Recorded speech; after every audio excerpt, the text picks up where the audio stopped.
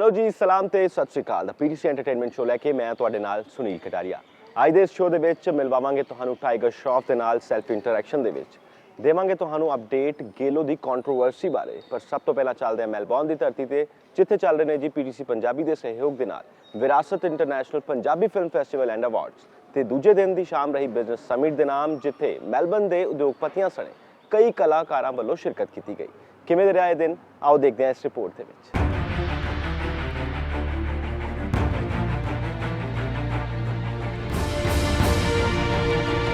Australia ਦੀ ਸਰਦ ਹਵਾਵਾਂ ਵਿੱਚ ਅੱਜਕੱਲ ਘੁਲ ਰਿਹਾ ਹੈ ਪੰਜਾਬੀਅਤ ਦਾ ਰੰਗ। ਮੈਲਬਨ ਵਿੱਚ ਚੱਲ ਰਹੇ ਪੀਟੀਸੀ ਪੰਜਾਬੀ ਦੇ ਸਹਿਯੋਗ ਨਾਲ ਵਿਰਾਸਤ ਇੰਟਰਨੈਸ਼ਨਲ ਪੰਜਾਬੀ ਫਿਲਮ ਫੈਸਟੀਵਲ ਤੇ ਅਵਾਰਡਸ ਇਹ ਸਾਬਿਤ ਕਰਦਾ ਹੈ ਕਿ ਅੱਜ ਪੰਜਾਬੀ ਸਿਨੇਮਾ ਤੇ ਮਿਊਜ਼ਿਕ ਨਾ ਸਿਰਫ ਪੰਜਾਬ ਜਾਂ ਭਾਰਤ ਬਲਕਿ ਪੂਰੀ ਦੁਨੀਆ ਵਿੱਚ ਪੰਜਾਬੀਅਤ ਨੂੰ ਹੋਰ ਉੱਪਰ ਲੈ ਕੇ ਜਾ ਰਿਹਾ ਹੈ।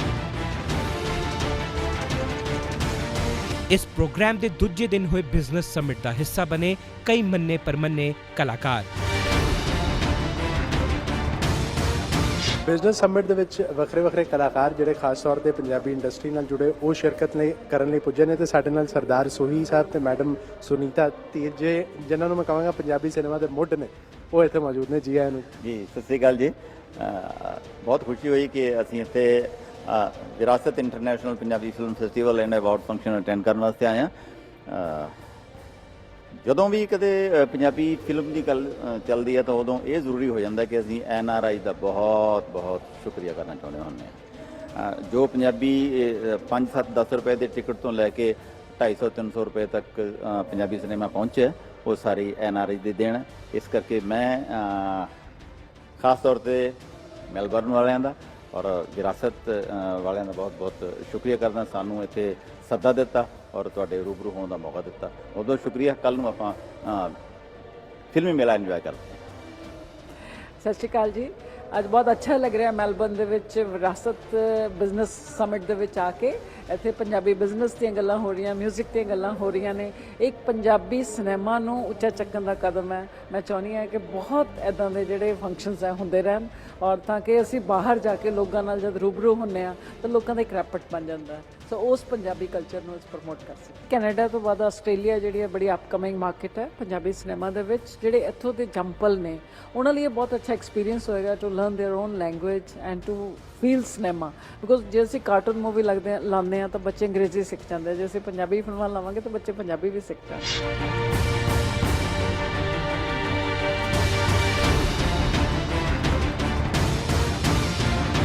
ਸਾਡੇ ਨਾਲ ਪੰਜਾਬ ਦੀ ਹੇਕ ਦੀ ਰਾਣੀ ਇੱਥੇ ਮੌਜੂਦ ਹੈ ਮੈਲਬੌਰਨ ਆਸਟ੍ਰੇਲੀਆ ਵਿਖੇ। ਇਹ ਵੀ ਵਿਰਾਸਤ ਇੰਟਰਨੈਸ਼ਨਲ ਪੰਜਾਬੀ ਫਿਲਮ ਫੈਸਟੀਵਲ ਅਤੇ ਅਵਾਰਡਸ ਵਿੱਚ ਸ਼ਿਰਕਤ ਕਰਨ ਲਈ ਪੁੱਜੇ ਨੇ ਮੈਡਮ ਗੁਰਮੀਤ ਬਾਵਾ ਜੀ। ਮੈਡਮ ਜੀ ਆਇਆਂ ਨੂੰ, ਬਹੁਤ ਸਵਾਗਤ ਹੈ। ਸ਼ੁਕਰੀਆ ਜੀ, ਥੈਂਕ ਯੂ ਜੀ ਆਪਕਾ। ਮੈਮ, ਆਪਣੇ ਆਪ ਵਿੱਚ ਇੰਡਸਟਰੀ ਜਿਹੜੀ ਹੈ ਉਹ ਮਾਣ ਮਹਿਸੂਸ ਕਰਦੀ ਜਦ ਤੁਹਾਡਾ ਸਨਮਾਨ ਕੀਤਾ ਜਾਂਦਾ ਹੈ। ਕੀ ਕਹੋਗੇ ਤੁਸੀਂ? ਅੱਜ ਜਿਹੜੀ ਪੰਜਾਬੀ ਇੰਡਸਟਰੀ ਹੈ ਉਹ ਅੰਤਰਰਾਸ਼ਟਰੀ ਪੱਧਰ ਤੇ ਪਹੁੰਚ ਗਈ ਹੈ। ਜੀ ਹਾਂ, ਬਿਲਕੁਲ ਜੋ ਵੀ ਇਹਨਾਂ ਨੇ ਉਪਰਾਲਾ ਕੀਤਾ ਬਹੁਤ ਅੱਛਾ ਹੈ, ਕਿਉਂਕਿ ਹੋ ਸਕਦਾ, ਮੈਨੂੰ ਲੱਗਦਾ ਹੈ ਕਿ ਅਸੀਂ ਇਸ ਤਰ੍ਹਾਂ ਮਿਲ ਕੇ ਹੀ ਇਸ ਵਿਰਾਸਤ ਨੂੰ ਮਤਲਬ ਬਚਾਵਾਂਗੇ। ਤੇ ਇੱਥੋਂ ਦੇ ਜਿਹੜੇ ਲੋਕ ਨੇ ਉਹ ਜਦ ਪੰਜਾਬੀ ਗਾਇਕੀ ਨੂੰ, ਪੰਜਾਬੀ ਕਲਾਕਾਰਾਂ ਨੂੰ ਇੰਨਾ ਪਿਆਰ ਦਿੰਦੇ ਨੇ, ਅੱਜ ਦੀ ਜਨਰੇਸ਼ਨ ਵੀ, ਤੇ ਕਿਤੇ ਨਾ ਕਿਤੇ ਤੁਹਾਨੂੰ ਲੱਗਦਾ ਕਿ ਜਿਹੜਾ ਬੂਟਾ ਤੁਸੀਂ ਲਾਇਆ ਸੀ ਅੱਜ ਉਹ ਪੇੜ ਬਣ ਰਿਹਾ। ਹਾਂ, ਮੈਂ ਤਾਂ ਹੀ ਕਹਿੰਦਾ ਮੈਨੂੰ ਬਹੁਤ ਖੁਸ਼ੀ ਹੈ ਕਿ ਇਹ ਜਿਹੜਾ ਬੂਟਾ ਹੈ ਇਹ ਫਲ ਜ਼ਰੂਰ ਦੇਗਾ, ਕਿਉਂਕਿ ਮੈਨੂੰ ਉਮੀਦ ਹੈ ਔਰ ਲੱਗਣਾ ਵੀ ਚਾਹੀਦਾ। ਔਰ ਫਿਰ ਹੀ ਮਤਲਬ ਜਦੋਂ ਵਿਰਾਸਤ ਨੂੰ ਬਚ ਕੇ ਹੋ ਸਕਦਾ ਸਾਡੀ ਵਿਰਾਸਤ, ਮਤਲਬ ਵੀ ਉਹੀ ਅਮੀਰ ਵਿਰਾਸਤ ਜਿਹੜੀ ਆ ਅਸੀਂ ਉਹਨੂੰ ਸੰਭਾਲਾਂਗੇ ਤੇ ਬੜੀ ਖੁਸ਼ੀ ਹੋਏਗੀ। ਤੇ ਅੱਜ ਦੀ ਜਿਹੜੀ ਜਨਰੇਸ਼ਨ, ਅੱਜ ਦੇ ਜਿਹੜੇ ਕਲਾਕਾਰ ਨੇ, ਉਹ ਜਦ ਸਟੇਜ ਤੇ ਚੜ੍ਹਦੇ ਤੁਹਾਡਾ ਨਾਂ ਆਉਂਦਾ, ਕੰਨਾਂ ਨੂੰ ਹੱਥ ਲਾਉਂਦੇ ਨੇ ਜਾਂ ਆਪਣੀ ਜਿਹੜੀ ਸਕਸੈਸ ਹੈ ਉਹ ਤੁਹਾਨੂੰ ਡੈਡੀਕੇਟ ਕਰਦੇ ਨੇ, ਤੁਹਾਨੂੰ ਲੱਗਦਾ ਹੈ ਕਿ ਉਹ ਵੀ ਵਿਰਸੇ ਦੇ ਵਿੱਚ ਕੰਟਰੀਬਿਊਟ ਕਰ ਰਹੇ ਨੇ ਆਪਣੇ ਤਰੀਕੇ ਨਾਲ, ਵਿਰਸੇ ਦੇ ਵਿੱਚ ਆਪਣਾ ਸਹਿਯੋਗ ਜਿਹੜਾ ਹੈ ਆਪਣੇ ਤਰੀਕੇ ਨਾਲ ਪਾ ਰਹੇ ਨੇ? ਬਿਲਕੁਲ ਜੀ, ਬਿਲਕੁਲ ਬਹੁਤ ਅੱਛੇ ਬੱਚੇ ਜਿਹੜੇ ਬੜੇ ਮਤਲਬ ਵੱਡਿਆਂ ਦੀ ਇੱਜ਼ਤ ਕਰਨਾ, ਉਹਨਾਂ ਨੇ ਮਤਲਬ ਆਪਣਾ ਇਹ ਇੱਜ਼ਤ ਕਰਕੇ ਹੀ ਉਹਨਾਂ ਨੇ ਫਲ ਪਾਉਣਾ, ਕਿਉਂਕਿ ਉਹ ਮਾਂ ਪਿਓ ਦੀ ਜਾਂ ਮਤਲਬ ਵੱਡਿਆਂ ਦੀ ਇੱਜ਼ਤ ਕਰਕੇ ਹੀ ਇਹਨਾਂ ਨੇ ਵੀ ਚੜ੍ਹਦੀ ਕਲਾ 'ਚ ਹੋਣਾ। ਔਰ ਸਾਡੇ ਵੱਲੋਂ ਵੀ ਇਹਨਾਂ ਨੂੰ ਦੁਆਵਾਂ ਨੇ ਕਿ ਇਹ ਮਹਾਰਾਜ ਇਹਨਾਂ ਨੂੰ ਚੜ੍ਹਦੀ ਕਲਾ 'ਚ ਰੱਖੇ।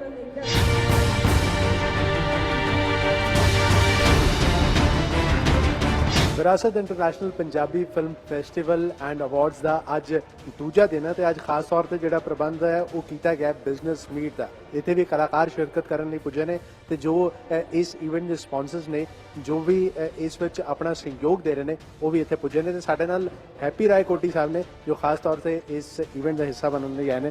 ਭਾਜੀ ਜੀ ਆਇਆਂ ਨੂੰ, ਕੀ ਹਾਲ ਨੇ? ਸਤਿ ਸ਼੍ਰੀ ਅਕਾਲ ਵੀਰੇ, ਬਹੁਤ ਵਧੀਆ ਜੀ, ਤੁਸੀਂ ਸੁਣਾਓ ਕਿੱਦਾਂ? ਠੀਕ ਠਾਕ?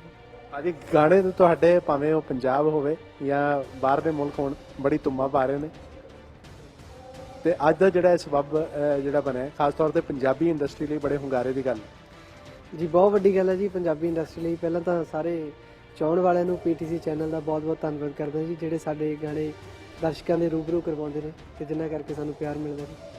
ਸੋ ਬਹੁਤ ਵੱਡੀ ਗੱਲ ਹੈ ਜੀ ਪੰਜਾਬੀ ਇੰਡਸਟਰੀ ਲਈ, ਸਾਰੀ ਇੰਡਸਟਰੀ ਲਈ ਜਿਹੜਾ ਐਡਾ ਵੱਡਾ ਅਵਾਰਡ ਫੰਕਸ਼ਨ ਹੋਣ ਜਾ ਰਿਹਾ ਆਸਟ੍ਰੇਲੀਆ ਦੇ ਵਿੱਚ, ਮੈਲਬਨ ਦੇ ਵਿੱਚ ਖਾਸ ਤੌਰ ਤੇ, ਕਿਉਂਕਿ ਇੱਕ ਲੈਵਲ ਨੂੰ ਤੁਸੀਂ ਇੰਟਰਨੈਸ਼ਨਲ ਲੈਵਲ ਤੱਕ ਲੈ ਕੇ ਆਏ ਹੋ, ਹੈ ਨਾ। ਸੋ ਬਹੁਤ ਵੱਡੀ ਗੱਲ ਹੈ ਜੀ, ਸਾਡੇ ਲਈ ਬਹੁਤ ਮਾਣ ਵਾਲੀ ਗੱਲ ਹੈ ਜੀ। ਤੇ ਇਸ ਤੋਂ ਇਲਾਵਾ ਜਿੰਨਾ ਪੀਟੀਸੀ ਦਾ ਸਹਿਯੋਗ ਇਸ ਵਿੱਚ ਹੈ, ਕਿਉਂਕਿ ਪੀਟੀਸੀ ਦੇ ਸਹਿਯੋਗ ਨਾਲ ਇਹ ਪ੍ਰੋਗਰਾਮ ਜਿਹੜਾ ਹੈ ਉਹ ਕੀਤਾ ਜਾ ਰਿਹਾ ਹੈ ਤੇ ਨਾਲ ਦੇ ਨਾਲ ਜਿਹੜੇ ਇੱਥੋਂ ਦੇ ਲੋਕ ਨੇ ਉਹਨਾਂ ਤੱਕ ਜਦ ਪੰਜਾਬੀ ਇੰਡਸਟਰੀ ਤੇ ਪੰਜਾਬੀ ਕਲਾਕਾਰ ਜਿਹੜੇ ਨੇ ਉਹ ਪੁੱਜਦੇ ਨੇ ਤੇ ਉਹ ਕਿਤੇ ਨਾ ਕਿਤੇ ਆਪਣੀ ਮਿੱਟੀ ਨਾਲ ਵੀ ਜੁੜਦੇ ਨੇ, ਆਪਣੀ ਜ਼ੁਬਾਨ ਨਾਲ ਵੀ ਜੁੜਦੇ ਨੇ ਤੇ ਨਾਲ ਆਪਣੀ ਵਿਰਾਸਤ ਨਾਲ ਵੀ ਜੁੜਦੇ ਨੇ। ਜੀ ਜੀ ਬਿਲਕੁਲ ਬਾਈ, ਪੀਟੀਸੀ ਚੈਨਲ ਦਾ ਮੈਂ ਪਹਿਲਾਂ ਵੀ ਧੰਨਵਾਦ ਕੀਤਾ ਤਾਂ ਪੀਟੀਸੀ ਦਾ ਜਿੰਨਾ ਧੰਨਵਾਦ ਕਰੀਏ ਉਹਨਾਂ ਥੋੜਾ ਜੀ, ਕਿਉਂਕਿ ਪੀਟੀਸੀ ਪੰਜਾਬੀ ਚੈਨਲ ਇੱਕੋ ਇੱਕ ਚੈਨਲ ਆ ਜਿਨ੍ਹਾਂ ਨੇ ਅਵਾਰਡ ਸਟਾਰਟ ਕੀਤੇ ਸੀ, ਪੰਜਾਬੀ ਫਿਲਮ ਇੰਡਸਟਰੀ ਹੋਵੇ ਚਾਹੇ ਮਿਊਜ਼ਿਕ ਇੰਡਸਟਰੀ ਹੋਵੇ ਜੀ। ਕਿਉਂਕਿ ਦੇਖੋ ਗਾਣੇ ਜਾਂ ਫਿਲਮਾਂ ਜਦੋਂ ਆਉਂਦੀਆਂ ਨੇ, ਜਦੋਂ ਚੱਲ ਜਾਂਦੀਆਂ ਨੇ, ਉਹਨਾਂ ਨੂੰ ਆਲਰੇਡੀ ਹਿੱਟ ਹੋ ਜਾਂਦੀ ਨਾ, ਅਵਾਰਡ ਮਿਲ ਜਾਂਦਾ ਲੋਕਾਂ ਵੱਲੋਂ, ਪਰ ਜਿਹੜਾ ਇੱਕ ਇੰਡਸਟਰੀ ਵੱਲੋਂ ਹੌਸਲਾ ਹੁੰਦਾ ਉਹ ਪੀਟੀਸੀ ਨੇ ਸਟਾਰਟ ਕੀਤਾ ਸੀਗਾ ਜੀ। ਰਾਜੀਐਮ ਸ਼ਿੰਦੇ ਮੈਮ, ਉਹਨਾਂ ਦਾ ਬਹੁਤ ਬਹੁਤ ਧੰਨਵਾਦ ਕਰਦੇ ਹਾਂ ਜੀ ਅਸੀਂ। ਆਲਰੇਡੀ ਪੰਜਾਬ 'ਚ ਅਵਾਰਡਸ ਹੁੰਦੇ ਸੀਗੇ ਤੇ ਮੈਨੂੰ 4 ਵਾਰ ਅਵਾਰਡ ਮਿਲ ਚੁੱਕਿਆ ਜੀ ਪੀਟੀਸੀ ਵੱਲੋਂ ਤੇ ਮੈਂ ਤਾਂ ਹਮੇਸ਼ਾ ਪੀਟੀਸੀ ਦਾ ऋणी ਰਹੂੰਗਾ। ਜਿਹੜਾ ਇੱਥੇ ਅਵਾਰਡ ਹੋਣ ਜਾ ਰਿਹਾ ਉਹ ਬਹੁਤ ਜ਼ਿਆਦਾ ਵੱਡੀ ਗੱਲ ਹੈ ਸਾਰੀ ਇੰਡਸਟਰੀ ਲਈ, ਮੇਰੇ ਲਈ ਖਾਸ ਤੌਰ ਤੇ ਬਹੁਤ ਵੱਡੀ ਗੱਲ ਹੈ ਜੀ। हाँ बड़े चल ले गरीबियां दे उसने तसीहे जी, हुण छेती छेती खुशियां दे मेल दो मसीहे। मैं अखियां च बीज देवां रौनकां दे बूटे, कोई ऐसा वर दिओ। हाँ निक्के निक्के ख्वाब ने मेरी बेबे जी दे बाबा जी पूरे कर दिओ जी, पूरे कर दिओ। ਤੇ ਦੂਜੇ ਪਾਸੇ ਕਈ ਦਿਲਚਸਪ ਪਰਫਾਰਮੈਂਸਸ ਨੇ ਲੋਕਾਂ ਦਾ ਦਿਲ ਜਿੱਤਿਆ।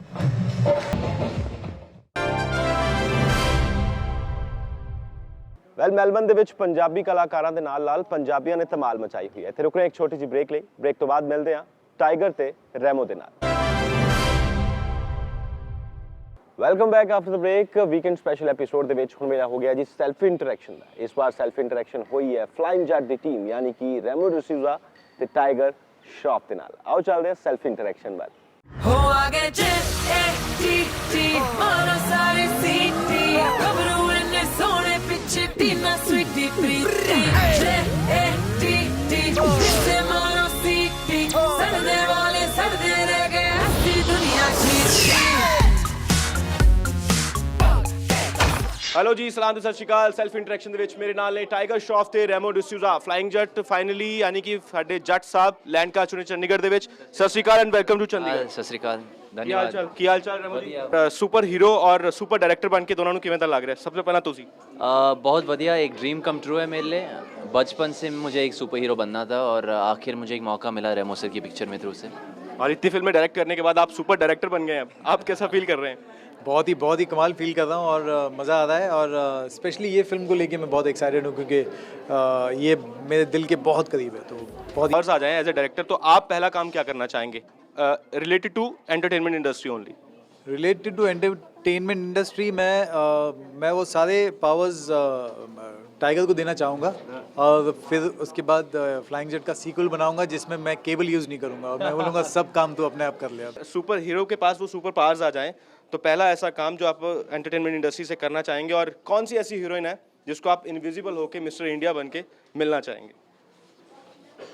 माधुरी दीक्षित जी, मैं बड़ा फ़ैन हूँ माधुरी दीक्षित मैडम की। ओके। और हाँ, तो मैं उनसे मिलना चाहूँगा। फ्लाइंग जेट का क्योंकि बैकड्रॉप सारा पंजाब से है, पंजाबियत से है, तो इसमें कौन सा ऐसा आपको लगता है कि फ्रेज़ जो आपने इस शूटिंग के दौरान इस फिल्म की चंडीगढ़ या आसपास कहीं भी शूटिंग की हो, उस दौरान आपने वो फ्रेज़ बहुत यूज़ किया हो या वो वर्ड बहुत यूज़ किया हो जो पंजाबी से रिलेटेड हो? आई थिंक वो एक जो वर्ड जो हम लोग पैकअप के बाद भी और जब भी बोलते थे वो बहुत ही कमाल का है, वो है बोले सोनियाल सत श्री अकाल। और आपने कौन सा वर्ड यूज़ किया? बेबे। बेबे। तो आपको बेबे के हाथ की रोटियां कुछ खाने को मिली यहाँ पे? यहाँ पे तो नहीं, अफसोस, क्योंकि बहुत कम समय मिली मुझे। पर I think flying jet release होने के बाद ज़रूर हम पंजाब आके खाएंगे। हम सुपर पावर्स की बात कर रहे हैं, ऐसा कोई काम यार लग रहा है कि यहाँ पे मैंने वो सुपर हीरो वाला काम करना ही करना है, जाके गेड़ी लगानी है, शॉपिंग करनी है?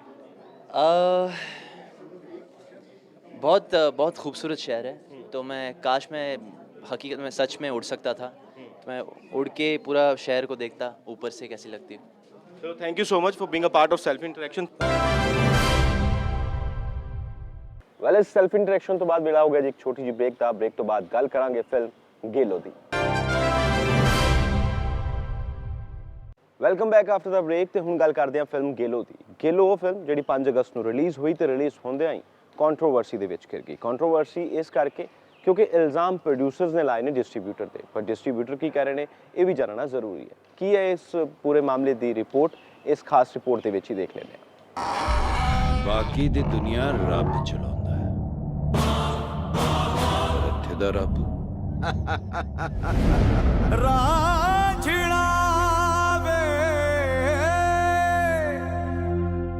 ਇਸ ਵੇਲੇ ਮੇਰੇ ਨਾਲ ਫਿਲਮ ਦੇ ਐਕਟਰਸ, ਪ੍ਰੋਡਿਊਸਰਸ ਤੇ ਡਾਇਰੈਕਟਰ ਹੈ ਜਿਨ੍ਹਾਂ ਦਾ ਕਹਿਣਾ ਹੈ ਕਿ ਸਾਡੀ ਫਿਲਮ ਗੇਲੋ ਨਾਲ ਧੱਕਾ ਹੋਇਆ। ਆਓ ਆਪਾਂ ਗੱਲ ਕਰਦੇ ਹਾਂ ਗੇਲੋ ਦੇ ਮੇਕਰਸ ਦੇ ਨਾਲ।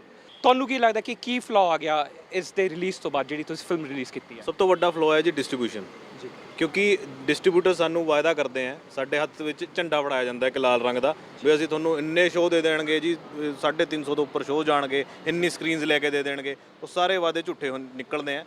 ਉਹ ਰਿਲੀਜ਼ ਤੋਂ ਇੱਕ ਦਿਨ ਪਹਿਲਾਂ ਉਹ ਸਾਰੇ ਵਾਅਦੇ ਝੂਠੇ ਨਿਕਲਦੇ ਆ।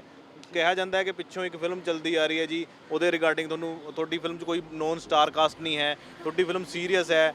ਉਸ 'ਚ 10 ਖਾਮੀਆਂ 100 ਖਾਮੀਆਂ ਗਿਣਵਾ ਦਿੱਤੀਆਂ ਜਾਂਦੀਆਂ, ਜਦੋਂ ਕਿ ਜਦ ਉਹਨਾਂ ਨੇ ਡਿਸਟ੍ਰੀਬਿਊਸ਼ਨ ਲੈਣੀ ਹੁੰਦੀ ਹੈ ਉਸ ਟਾਈਮ ਉਹੀ ਫਿਲਮ ਸ਼ੋਲੇ ਹੁੰਦੀ ਹੈ। ਜਦੋਂ ਉਹ ਫਿਲਮ ਇੱਕ ਦਿਨ ਪਹਿਲਾਂ ਰਿਲੀਜ਼ ਤੋਂ ਇੱਕ ਦਿਨ ਪਹਿਲਾਂ ਤੁਹਾਨੂੰ ਇੰਨਾ ਪੈਨਿਕ ਕਰ ਦਿੱਤਾ ਜਾਂਦਾ ਹੈ ਕਿ ਤੁਸੀਂ ਇਹ ਸੋਚਦੇ ਹੋ ਵੀ ਆਪਾਂ ਹੁਣ ਜਾਈਏ ਤਾਂ ਕਿੱਥੇ ਜਾਈਏ, ਮਿਨੀਮਮ ਸ਼ੋਜ਼ ਤਾਂ ਮਿਲਣ। ਮਿਨੀਮਮ ਸ਼ੋਜ਼ ਮਿਲਦੇ ਆ ਸਾਨੂੰ, ਸਾਡੀ ਫਿਲਮ ਨੂੰ 53 ਸ਼ੋਜ਼ ਮਿਲੇ ਆ, ਮਿਨੀਮਮ ਤੋਂ ਮਿਨੀਮਮ ਸ਼ੋਜ਼ ਮਿਲਦੇ ਆ, ਤੇ ਉਹ ਵੀ ਉਸ ਟਾਈਮ ਤੇ ਮਿਲਦੇ ਆ, ਉਸ ਟਾਈਮ ਸਲੋਟ 'ਚ ਮਿਲਦੇ ਆ ਜਦੋਂ ਕੋਈ ਵੀ ਉੱਥੇ, ਮਤਲਬ ਤੁਸੀਂ ਇਹ ਕਹਿ ਲਓ ਵੀ ਆਡੀਅנס ਤੋਂ ਦੂਰ ਦੀ ਗੱਲ ਹੈ, ਸ਼ਾਇਦ ਪੰਛੀ ਵੀ ਨਾ ਉੱਡਦੇ ਹੋਣ ਉਸ ਟਾਈਮ। ਸੋ ਇਹ ਸਿਨੈਰੀਓ ਇਹਨਾਂ ਨੇ ਕ੍ਰੀਏਟ ਕੀਤਾ ਹੋਇਆ ਹੈ। ਨਾ ਸਾਨੂੰ ਪ੍ਰੋਪਰ ਟਾਈਮਿੰਗਸ ਦਿੱਤੀਆਂ ਗਈਆਂ, ਨਾ ਹੀ ਸਾਨੂੰ ਪ੍ਰੋਪਰ ਸ਼ੋਕੇਸਿੰਗ ਦਿੱਤੀ ਗਈ ਹੈ। ਉਹੋ ਜਿਹੇ ਮਾਲਸ ਦੇ ਵਿੱਚ, ਉਹੋ ਜਿਹੇ ਥੀਏਟਰਸ ਦੇ ਵਿੱਚ ਸਾਨੂੰ ਟਾਈਮਿੰਗਸ ਦਿੱਤੀਆਂ ਜਿੱਥੇ ਲੋਕ ਜਾਣਾ ਪਸੰਦ ਵੀ ਨਹੀਂ ਕਰਦੇ। ਇੱਕ ਹੈਗਾ ਵੀਵਾ ਮਾਲ, ਜਿਹੜਾ ਕਿ ਲਵਲੀ ਯੂਨੀਵਰਸਿਟੀ ਤੋਂ 15 ਕਿਲੋਮੀਟਰ ਅੱਗੇ ਹੈ। ਉੱਥੇ ਰਾਤ ਦਾ 11 ਵਜੇ ਦਾ ਸ਼ੋਅ ਹੈ। ਕੌਣ ਜਾਏਗਾ ਇੰਨੀ ਦੂਰ ਫਿਲਮ ਦੇਖਣ ਵਾਸਤੇ? ਸੋ ਇਹ ਸਭ ਤੋਂ ਵੱਡਾ ਫਲੋ ਹੀ ਡਿਸਟ੍ਰੀਬਿਊਸ਼ਨ ਤੇ ਥੀਏਟਰ ਦਾ ਨੈਕਸਸ ਹੈ। ਸਾਡਾ ਵਿਆਹ ਨਹੀਂ ਹੋ ਸਕਦਾ। ਕਿਵੇਂ? ਕੋਈ ਰਸਤਾ ਹੀ ਨਹੀਂ ਹੈਗਾ, ਤੂੰ ਮੈਨੂੰ ਲੈ ਕੇ ਨਿਕਲ ਜਾ। ਮੈਨੂੰ ਪਿਆਰ ਦਾ ਦਿਲਦਾਰ ਦਾ ਮੈਨੂੰ ਰੰਗ ਚੜਿਆ ਮੇਰੇ ਯਾਰ ਦਾ, ਮੈਨੂੰ ਪਿਆਰ ਦਾ ਦਿਲਦਾਰ ਦਾ ਮੈਨੂੰ ਰੰਗ ਚੜਿਆ ਮੇਰੇ ਯਾਰ ਦਾ। ਫਿਲਮ ਦੇ ਜਿਹੜੇ ਪ੍ਰੋਡਿਊਸਰ ਹੈਗੇ ਨੇ ਨਿਤੀਮ ਸਿੰਘ, ਉਹਨਾਂ ਨਾਲ ਗੱਲ ਕਰਦੇ ਹਾਂ। ਜਦੋਂ ਤੁਹਾਡੀ ਫਿਲਮ ਰਿਲੀਜ਼ ਹੁੰਦੀ ਹੈ ਤੇ ਉਸ ਤੋਂ ਬਾਅਦ ਜਿਸ ਤਰ੍ਹਾਂ ਕਿ ਇਹਨਾਂ ਨੇ ਦੱਸਿਆ ਕਿ ਕੋਈ ਕਲੈਕਸ਼ਨਸ ਦੀ ਕੋਈ ਪ੍ਰੋਪਰ ਤੁਹਾਨੂੰ ਰਿਪੋਰਟ ਨਹੀਂ ਆਈ ਤੇ ਉਹਦੀ ਐਗਜ਼ੀਬਿਸ਼ਨ 'ਚ ਵੀ ਉਹਦੀ ਪ੍ਰੋਬਲਮ ਆਈ, ਤੇ ਫਿਰ ਤੁਸੀਂ ਉਹਨਾਂ ਨਾਲ ਗੱਲ ਕੀਤੀ है, की स्टेप लेता अपने फिल्म ਨੂੰ ਹੋਰ सही ढंग ਨਾਲ एग्जिबिट ਕਰਨ ਵਾਸਤੇ? मैं एज अ प्रोड्यूसर सबसे पहले आपको कलेक्शन की बात करने पीछे से स्टार्ट करती हूँ। कलेक्शन की जहाँ बात होती है, फ्राइडे को हमने अपना प्रीमियर किया था नॉर्थ कंट्री मॉल में, जिसकी एक ऑडी बुक होती है 52,000 में। उसके सैमल्टेनियसली अमृतसर में जसविंदर चीमा के यहाँ से ऑडीज़ बुक हुई थी। अगर आप फुल हाउस 4 ऑडी भी पकड़ के चलते हो तो आपकी 2,80,000 की कलेक्शन तो है ही। आपको रात में मेल आती नहीं है, आप 10 बार डिस्ट्रीब्यूटर को फ़ोन करते हो और बोलते हो हमारी कलेक्शन हमें क्यों नहीं आ रही, जो हमें हक बनता है। आप कॉन्ट्रैक्ट के टाइम पे ये बोलते हो कि जितनी भी कलेक्शन होगी आपको रोज़ रात में पीवीआर के थ्रू डायरेक्ट आ जाएगी।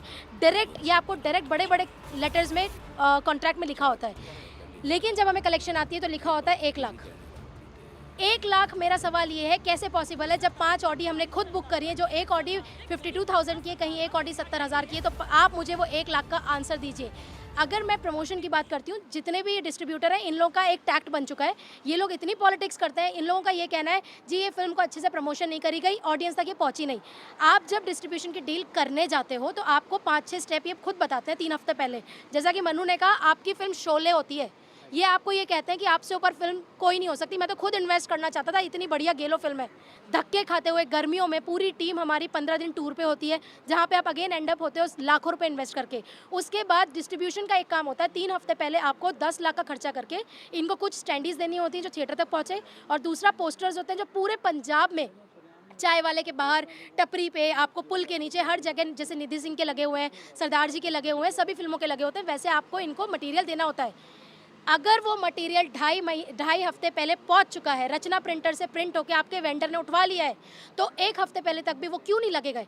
जब हम थिएटर में खुद जाते हैं तो हमें पीवीआर में ये पता लगता है कि आपकी स्टैंडी पहुंची ही नहीं। गेलो के साथ मुझे ये पूछना है कि ऐसा हुआ क्यों है? आप 9 बजे का, रात के 11 बजे का अगर आप शो देते हो, ऑडियंस को जज करने दो।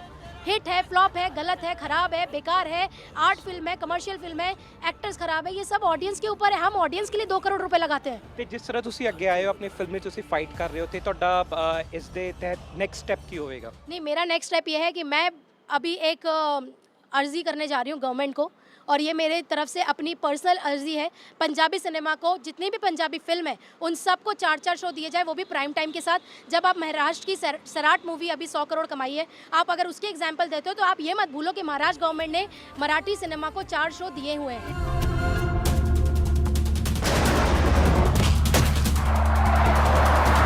पार्टी की इज्जत ते कोई गल नहीं होनी चाहिए। कोई भी नुकसान या किसी पार्टी की इज्जत बलवंत सिंह की नकदों च नहीं।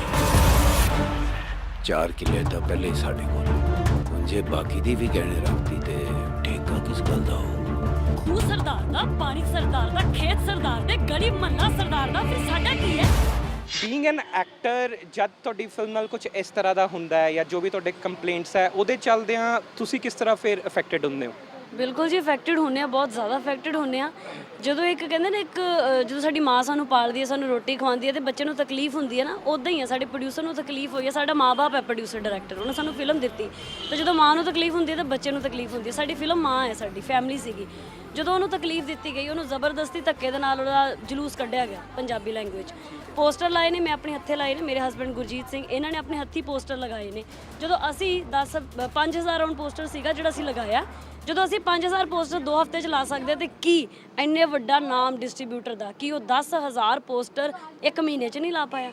ਸੋ ਬੜੀ ਮੋਨੋਪੋਲੀ ਹੈ, ਬੜਾ ਕੁਝ ਚੱਲ ਰਿਹਾ, ਪਤਾ ਨਹੀਂ ਕੀ ਹੈ, ਪਰ ਅਸੀਂ ਆਪਣੇ ਸਿਨੇਮੇ ਲਈ ਖੜੇ ਆ। ਸਾਨੂੰ ਕੋਈ ਫਰਕ ਨਹੀਂ ਪੈਂਦਾ ਕੌਣ ਕੀ ਕਰਦਾ, but we are standing for ਗੇਲੋ। ਅੱਛਾ ਗੁਰਜੀਤ, ਤੁਸੀਂ ਆਪਣੇ ਸਿਨੇਮਾ ਲਈ ਅੱਗੇ ਆਏ ਹੋ, ਤੁਸੀਂ ਇਹਦੇ ਲਈ ਫਾਈਟ ਕਰ ਰਹੇ ਹੋ, ਬਟ ਬੀਇੰਗ ਐਨ ਐਕਟਰ ਜਦੋਂ ਤੁਸੀਂ ਸਟਾਰਟ ਕਰਦੇ ਹੋ ਕਿਸੇ ਇੰਡਸਟਰੀ 'ਚ, ਜਦੋਂ ਤੁਸੀਂ ਇਸ ਤਰ੍ਹਾਂ ਅੱਗੇ ਆਉਂਦੇ ਹੋ, ਤੁਹਾਡੇ ਮਾਈਂਡ 'ਚ ਕਿਸੇ ਤਰ੍ਹਾਂ ਦਾ ਇਨਹਿਬਿਸ਼ਨਸ ਵੀ ਰਹਿੰਦਾ ਕਿ ਅੱਜ ਅਸੀਂ ਅੱਗੇ ਆਏ ਹਾਂ, ਹੋ ਸਕਦਾ ਕਿ ਕੱਲ ਕੋਈ ਹੋਰ ਪ੍ਰੋਡਿਊਸਰ ਜਾਂ ਕੱਲ ਕੋਈ ਇਸ ਗਰੁੱਪ ਦਾ ਕੋਈ ਹੋਰ ਵੱਡਾ ਬੰਦਾ ਖਿਲਾਫ ਨਾ ਹੋ ਜਾਵੇ, ਇਸ ਤਰ੍ਹਾਂ ਦੀਆਂ ਚੀਜ਼ਾਂ ਮਾਈਂਡ 'ਚ ਹੁੰਦੀਆਂ?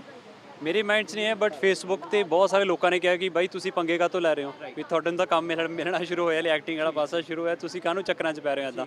ਤੇ ਮੈਨੂੰ ਅਫਸੋਸ ਇਸ ਗੱਲ ਦਾ ਹੋ ਰਿਹਾ ਕਿ ਮੈਂ ਪਹਿਲਾਂ ਵੀ ਕਹਿ ਗਿਆ ਕਿ ਪੰਜਾਬੀ ਹੋਣ ਤੇ ਇਹ ਫੀਲ ਹੋ ਰਿਹਾ ਕਿ ਮਾਣ ਸਾਨੂੰ ਹੈਗਾ, ਪਰ ਪੰਜਾਬ 'ਚ ਸਿਨੇਮਾ ਨਾਲ ਰਿਲੇਟ ਕਰਨ ਦਾ ਇਹ ਸਾਨੂੰ ਮਾਣ ਨਹੀਂ ਹੋ ਰਿਹਾ ਹੈਗਾ, ਜੋ ਖਾਸ ਤੌਰ ਤੇ ਫੀਲ ਹੋ ਰਿਹਾ। ਜਸਪਿੰਦਰ ਨੇ ਕਿਹਾ ਸਾਡੀ ਫੈਮਿਲੀ ਦੀ ਤਰ੍ਹਾਂ ਸਾਡੇ ਸਾਹਮਣੇ ਚੈੱਕ ਸਾਈਨ ਹੋਏ ਨੇ, ਜੇ ਅਸੀਂ ਨਹੀਂ ਖੜਾਂਗੇ, ਸਾਨੂੰ ਤਾਂ ਪੈਸੇ ਮਿਲ ਗਏ ਆਪਣੇ, ਸਾਨੂੰ ਮਿਹਨਤਾਂ ਨਾਲ ਮਿਲ ਗਿਆ, ਪਰ ਸਾਡੇ ਪ੍ਰੋਡਿਊਸਰ ਡਾਇਰੈਕਟਰ ਦਾ ਕੀ ਹੈ ਯਾਰ?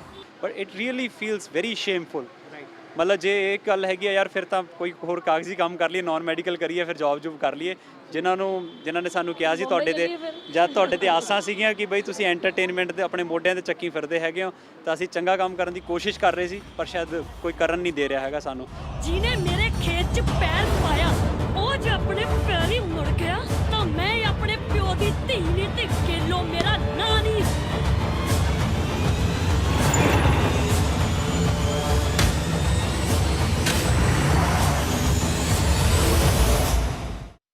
ਗੇਲੋ ਦੇ ਮੇਕਰਸ ਵੱਲੋਂ ਲਾਏ ਗਏ ਐਲੀਗੇਸ਼ਨਸ ਕਿੰਨੇ ਕੁ ਸੱਚੇ ਨੇ ਤੇ ਕਿੰਨੇ ਬੇਸਲੈਸ ਹੈ, ਇਹ ਅਸੀਂ ਨਹੀਂ ਜਾਣਦੇ।